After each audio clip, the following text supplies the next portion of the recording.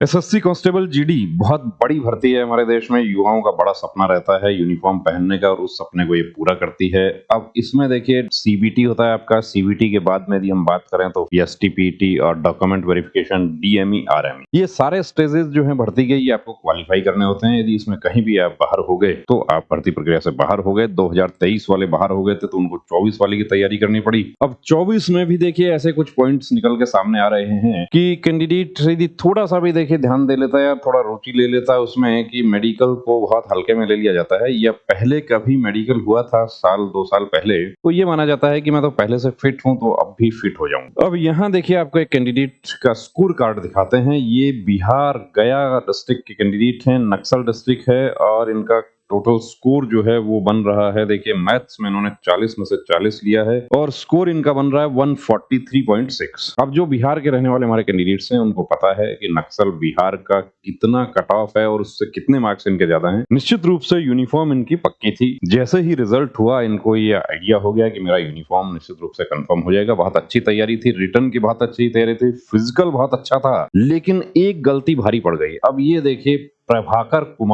कुमार का नाम हमें दिखाना पड़ रहा है कि प्रभाकर ने खुद कहा कि ये मेरा नाम दिखाइए, मेरे लिए एक वीडियो बनाइए कि जैसा मेरे साथ प्रॉब्लम हुआ है ऐसा किसी हमारे दूसरे साथी के साथ ना हो। अब प्रभाकर का जो मेडिकल डीएमई का जो है वो देखिए, डीएमई का तो हमारे पास नहीं है लेकिन इन्होंने आरएमई का शेयर किया है हमें। डीएमई में इनका एक ही पॉइंट था, रेज्ड ब्लड प्रेशर, बीपी 160/100 हो गया। कितना होता है उसके लिए बहुत सारे वीडियोस हमने बनाए हुए हैं। 120/80 तक नॉर्मल है, 140/90 और 160 सिस्टोलिक डायस्टोलिक ये फिट हो जाता है। इससे ऊपर हो गया।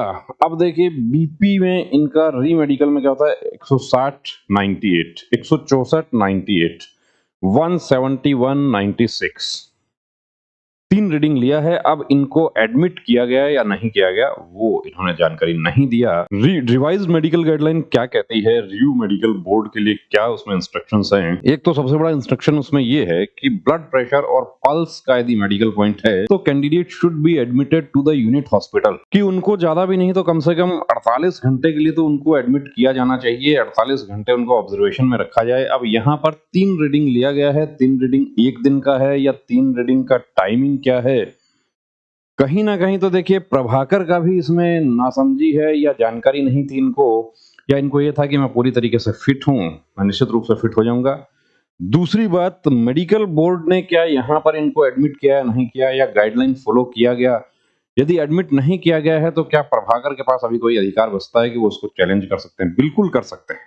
ऐसा पहले भी हुआ है कि ब्लड प्रेशर और पल्स के पॉइंट में कैंडिडेट को एडमिट नहीं किया गया, उन्होंने उस चीज को चैलेंज किया कि revise medical guideline review medical board के लिए निर्देश दिया गया है कि वो कैंडिडेट को एडमिट करें।